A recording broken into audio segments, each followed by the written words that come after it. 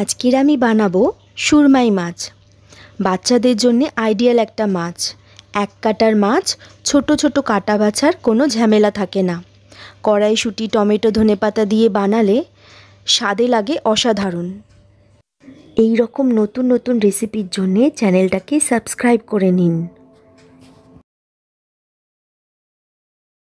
মাছগুলোকে ভালো করে ধুয়ে নুন হলুদ মাখিয়ে লাল লাল করে ভেজে নিতে হবে।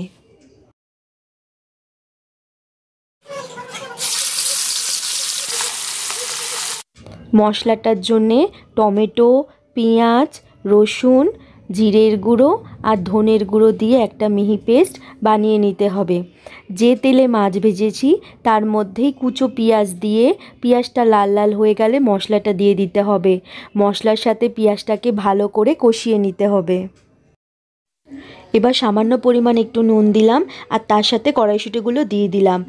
এরপর একটা কুচনো টমেটো আর কাশ্মীরি লঙ্কার গুঁড়ো দিয়ে ভালো করে মশলাটাকে কষিয়ে নিতে হবে।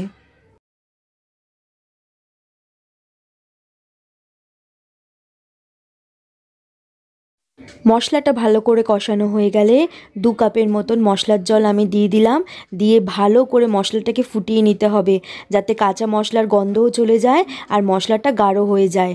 এই মশলাটা গাঢ় হয়ে গেলে ভাজা মাছগুলো দিয়ে কুচনো ধনেপাতা তার সাথে গোটা কাঁচা লঙ্কা দিয়ে 2 মিনিটের মতন ফুটিয়ে নিলেই একদম সুরমাই মাছের কষা রেডি হয়ে যাবে।